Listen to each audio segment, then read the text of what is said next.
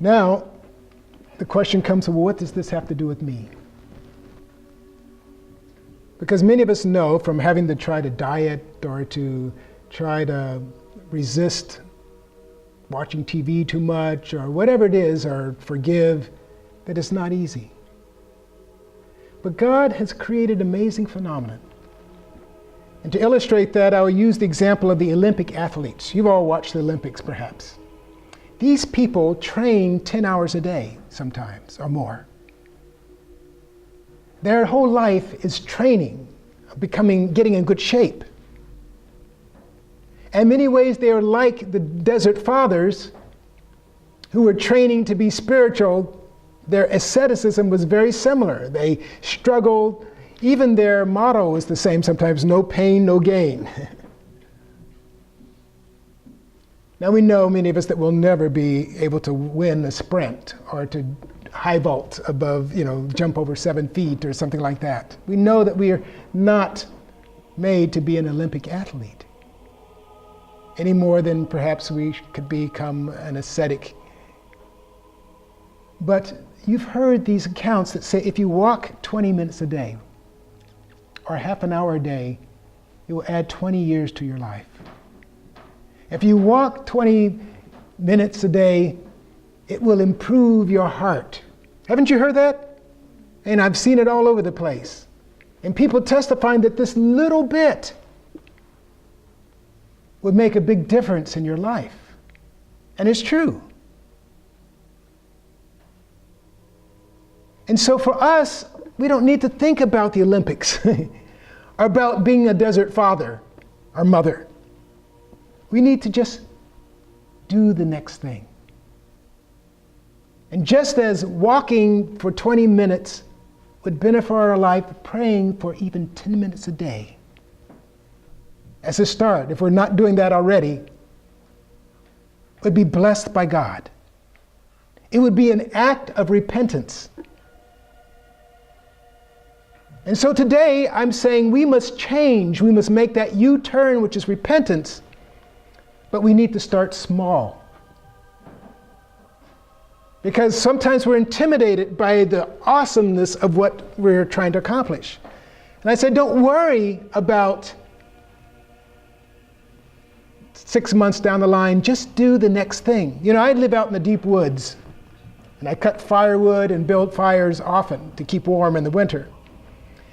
And so I make fires all the time, heat up the stove.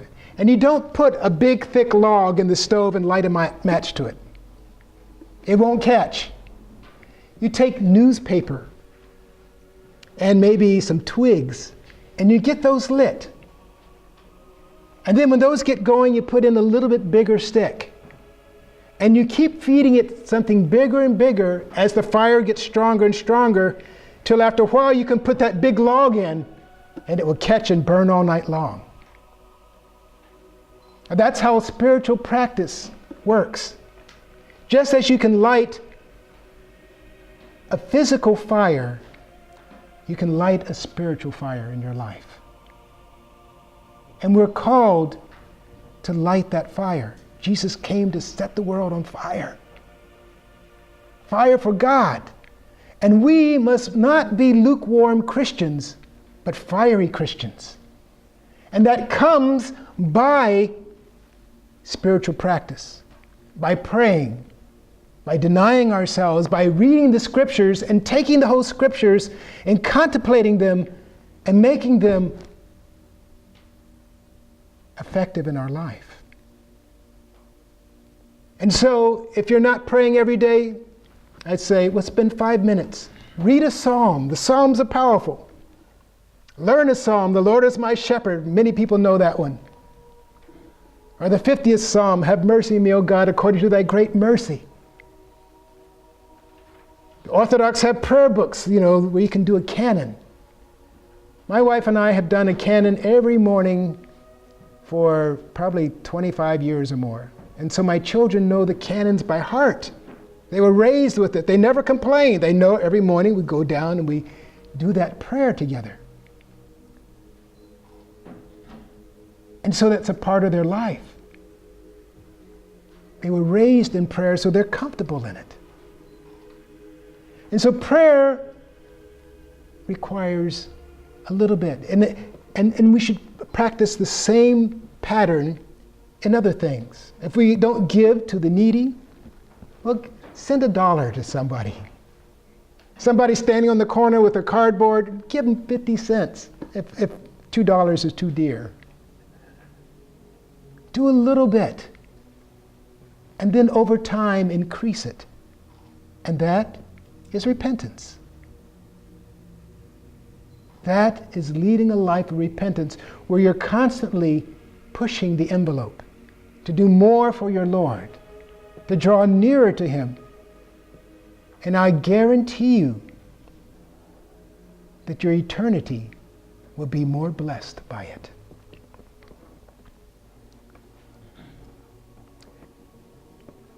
Well, Moses went to his elder after he had been crippled and he was struggling, and he just said, "Elder, I just am so weak and I'm not having the progress I'd hoped for." And the elder said, "Go to the church and confess, and on the Sabbath receive communion, and you will have no more trouble." And so Moses was kind of amazed that he would say such a thing after all this struggle.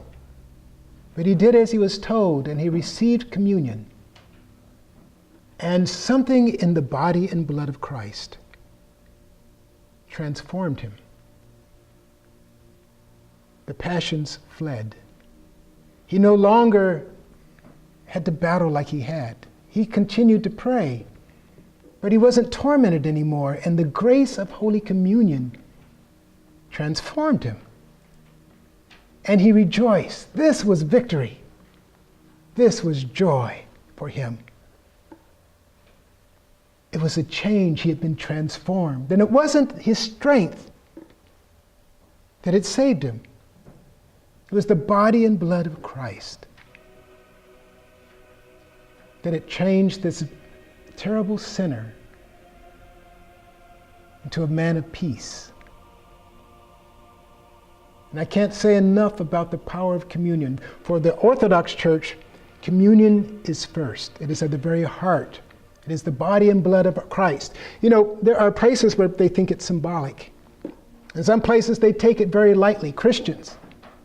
But look at this. God was born in Bethlehem. Do you know what Bethlehem means? The house of bread. He was born in a manger. You know what a manger is? It's a plate. In French, manger means to eat. He was born to be our food. In the temple, the Holy of Holies, which symbolized the spiritual life, there was always the showbread. And then they had the whole event of the manna coming down from heaven. All that was prefiguring Christ. And if that wasn't enough, you know about the Exodus, when they took the blood of the lamb and put it on their doors. Do you know who the lamb was symbolic of? I give you a hint. It says, "Not a bone of his shall be broken. He shall be pure and blameless. He shall be killed outside the camp." I'm talking about the instructions of God about the Paschal lamb. He shall be killed by all the people. That was symbolic of Christ himself. That's what Passover is. And do you know when Jesus was crucified? On the very day when they prepared the Paschal lamb on the Passover. Right when they were preparing it, he was being crucified because he is the true lamb. So he came to be our food. Do you think he'd do all of that for a symbol that didn't have any power? There is great power in communion, and it grieves me that very sincere, loving, beautiful people don't know this gift. The gift of Christ that unites us, that heals us, that blesses us. There is power in it that transforms us.